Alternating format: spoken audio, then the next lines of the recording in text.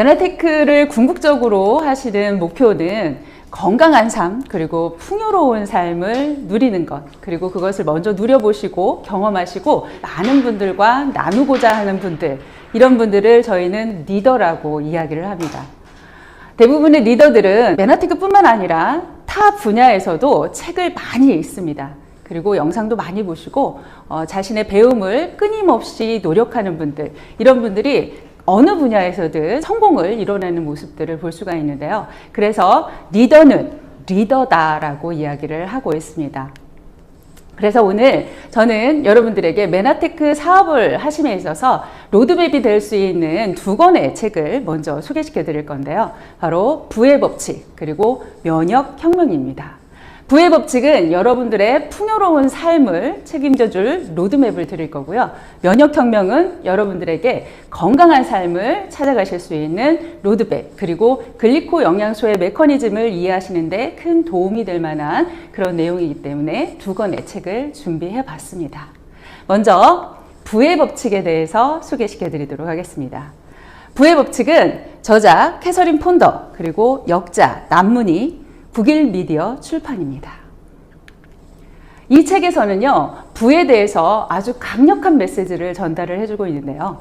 부자는 그냥 만들어지는 것이 아니다. 철저한 부의 법칙에 의해서 부자가 탄생한다 라고 이야기를 하고 있습니다. 이 책에서는요, 가난은 죄라고 이야기를 하고 있는데요. 이 책은 총 18가지의 챕터로 이루어져 있습니다. 제가 오늘 여러분들에게 중요한 부분만 리뷰를 해드릴 건데요. 꼭 책을 서점에서 구매를 하셔서 정독을 해보시기를 권해드리도록 하겠습니다. 먼저 이 책을 중요 부분들을 리뷰해드리도록 할 건데요. 같이 한번 읽어보도록 하겠습니다. 첫 번째, 이 책에서는 부에 대한 고정관념을 깨라고 이야기를 하고 있습니다. 부자가 되고 싶은 욕망은 잘못된 게 아니다. 마땅하고도 옳은 생각이며 신은 나를 위해 풍성한 우주를 마련해 놓았고 내가 그것을 누리기를 원한다는 믿음은 그것이 바로 부를 이루기 위해 꼭 필요한 마음가짐이다. 그래서 생각이 성공을 만든다는 사실은 우리가 반드시 기억해야 할 진리이다 라고 이야기를 하고 있습니다. 이 책은 부의 원리를 적용하라고 이야기를 하는데요. 매일 의도적으로 다짐하고 명령하는 습관을 실천하는 사람치고 인생을 망친 사람을 지금껏 본 적이 없다.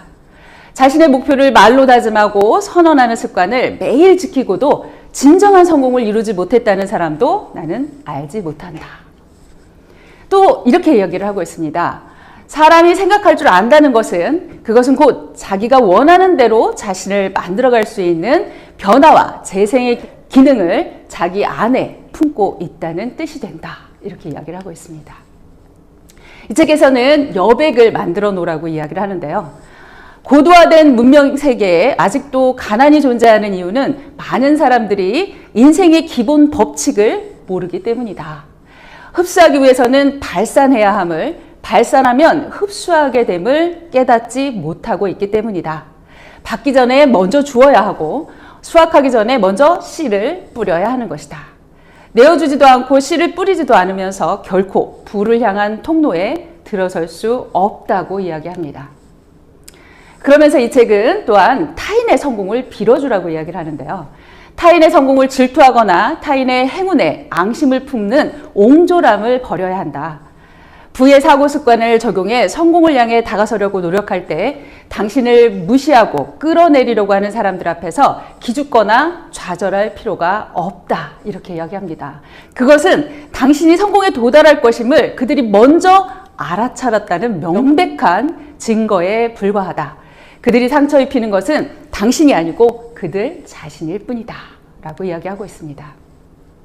또한 돈에 대한 모순된 생각을 버리라고 이야기를 하고 있는데요. 우리가 존중하는 것은 우리에게 다가오게 되어 있고 경멸하는 것은 우리를 배척하게 되어 있습니다.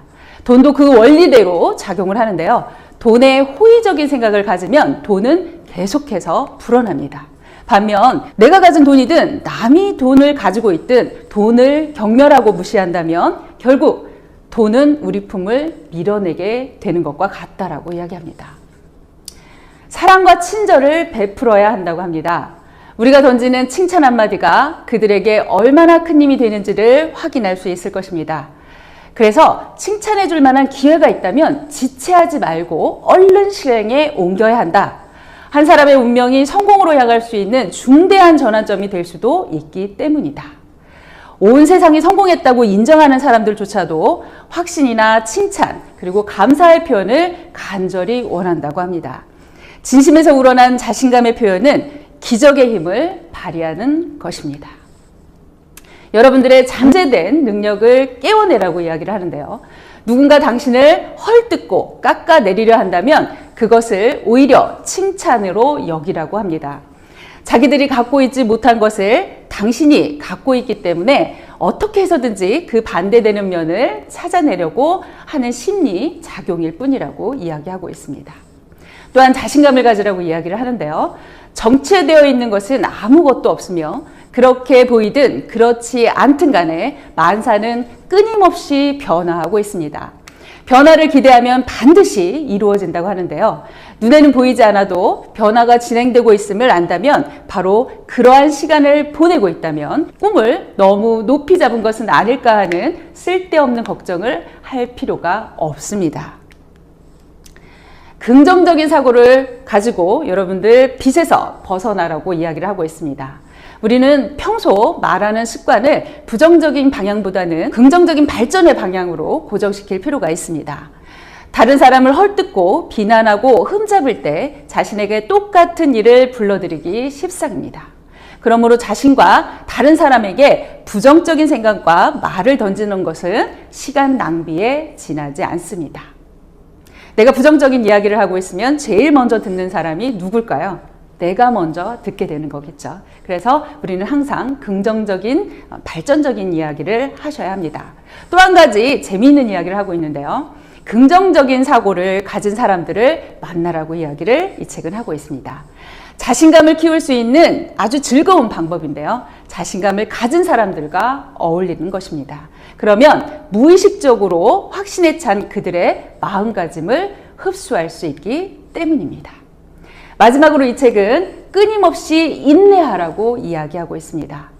더 큰 성공을 향해 열심히 노력했건만 실패했을 때 그래도 실망하지 말아야 한다. 주변에서 당신의 능력을 비웃거나 일찌감치 포기하라고 설득하려고 해도 다음의 사실을 명심하기 바란다. 여러분들 거절을 많이 당하셨습니까? 이 말을 꼭 명심하시기 바랍니다. 사람들이 하라는 대로 따라하는 것은 쉽지만 아무런 이득이 없습니다. 반면 부의 사고, 습관을 실천하는 것은 쉬운 일이 아니지만 그럴 만한 보람이 충분히 있습니다. 풍요로운 수확을 만들어내기 때문에 그렇습니다. 그래서 끊임없이 인내하시기 바랍니다. 이 책은 여러분들에게 이렇게 묻고 있습니다. 너무 명확한 답을 내려주고 있는 것이죠. 부자가 되고 싶으십니까? 변화를 원하십니까? 물질적인 풍요, 그리고 정신적인 풍성한 삶을 누리기 원하신다면 이 18가지의 부의 습관을 여러분들의 습관으로 만들어 보시기 바랍니다. 여러분들의 풍요로운 삶을 확신해 드릴 수 있습니다. 여러분들이 꼭 이 부의 법칙의 책을 정독하셔서 여러분들의 풍요로운 삶을 만들어 가시기 바랍니다. 두 번째 책 소개시켜 드리도록 하겠습니다. 자, 면역혁명, 저자 아보도로, 그리고 역자 이정환, 부강 출판입니다. 먼저 이 책에서는 면역은 자기가 자신의 몸을 고칠 수 있는 자연 치유 능력이다. 글자 그대로 면역은 역병에서 벗어날 수 있는 방법을 이야기하고 있는데요. 지금 전 세계적으로 확산되고 있는 코로나19 역시 전염병입니다. 면역은 암과 전염병과 전쟁에서 자신을 지킬 수 있는 최고의 치료제임을 강조하고 있습니다. 그래서 지금까지 면역에 대한 이론을, 임상을 예를 들어서 이론과 설명과 함께 쉽게 풀어놓은 이 책을 여러분들이 정독해 보시기 바랍니다. 이 책은 7가지의 챕터를 가지고 있는데요. 챕터만 보시더라도 여러분들이 이 내용에 어떠한 내용들이 담겨져 있을지 이해가 되실 것 같습니다. 하나씩 짚어보도록 하겠습니다. 왜 현대의학은 병을 낫게 할 수 없을까요? 이 책에서는 질병의 진짜 원인은 스트레스라고 이야기를 하고 있습니다. 자율신경은 교감신경과 부교감신경의 균형으로 이루어진다. 그러나 정신적, 육체적인 스트레스가 작용하면 이 균형이 깨지고 교감신경이 우위를 차지하게 되면서 질병을 일으키게 됩니다. 약을 사용해서 일시적으로 증상을 억제할 수는 있다고 해도요, 스트레스가 그대로 남아있는 한 질병의 뿌리는 제거할 수가 없습니다. 또한 현대의학에서 사용하는 강한 약 자체가 신체에 스트레스를 주기도 합니다. 강력한 약물이 병을 깊게 만든다고 하는데요. 이 약물들은 효과가 매우 강하기 때문에 눈 깜짝할 사이에 치유 반응이 정지를 합니다. 표면적으로는 불쾌한 증상이 일시적으로 사라지기 때문에 환자도 질병이 나았다는 착각을 하게 되고 의사도 치료가 잘 되었다라고 생각을 하게 되는 거죠. 하지만 이렇게 강력한 대증요법을 계속 사용하시게 된다면 신체를 회복시키는 반응이 멈춰버리게 되는 위험성이 매우 크다는 겁니다. 그래서 만성 질병으로 이어질 수 있는 확률이 점점 높아지게 되는 것이죠. 이렇게 대표적으로 수술 그리고 항암, 방사선을 예를 들고 있는데요.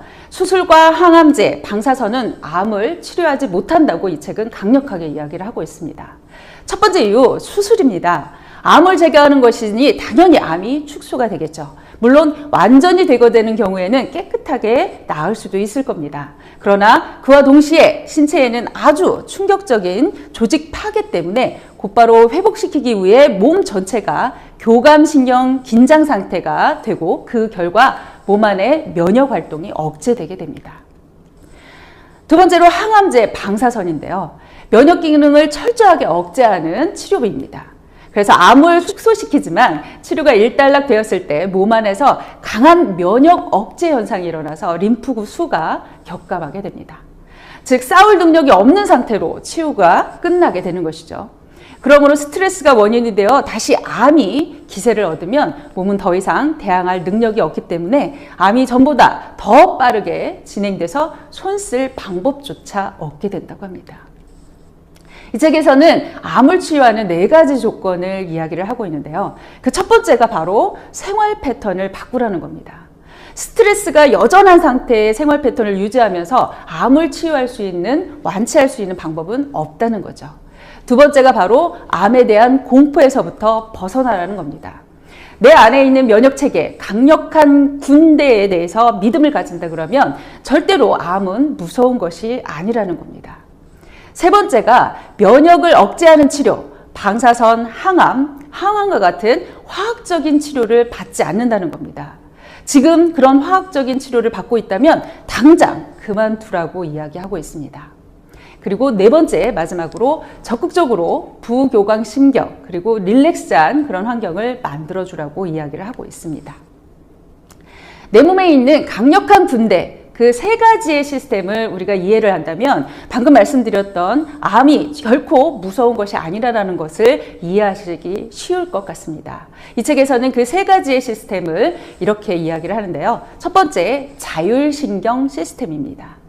교감신경과 부교감신경이 이루는 시스템으로 강한 스트레스를 받을 경우 교감신경이 흥분해서 과립구 증가 상태가 되면서 조직 파괴에 의한 질병이 발생하고 또한 지나친 휴식을 취하면 부교감신경이 위에 점하면서 림프구가 증가해서 알레르기성 질병이 발생한다는 겁니다.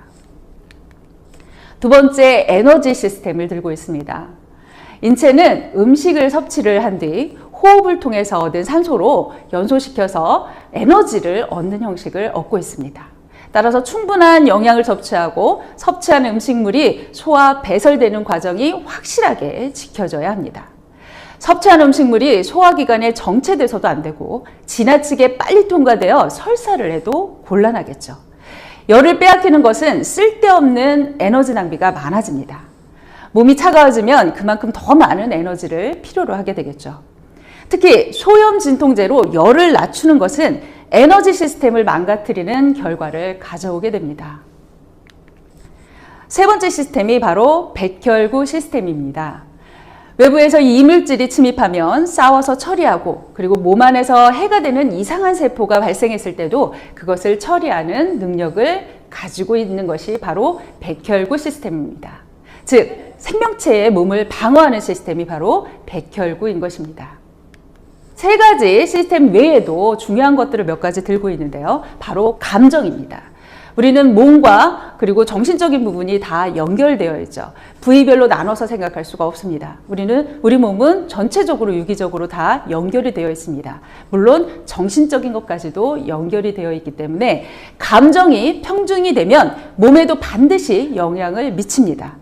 한 가지 문제에 집착해서 심각하게 고민하거나 별것 아닌 일에 예민한 반응을 보이면서 걱정하거나 주변에 누군가를 부러워하면서 시기하는 마음의 한계를 넘었을 때 건강을 망치게 된다는 것입니다. 마음을 어떻게 가지는가가 질병을 예방하는 데 매우 중요하다고 이 책은 이야기하고 있습니다. 또한 운동에 대해서도 이야기를 하는데요. 근육을 사용하지 않으면 근육은 의미가 없다고 합니다. 지나친 안정으로 근육이 쇠약해지는 것도 바람직하지 않다는 것이죠. 근육이 약해져서 폐용성 위축이 생기면 약간만 무리하게 몸을 움직여도 근육 피로를 느끼게 되고 나아가서 허리 통증, 무릎 통증, 어깨 관절의 통증, 그리고 경추 장애 등이 발생하기 쉽기 때문에 그렇습니다.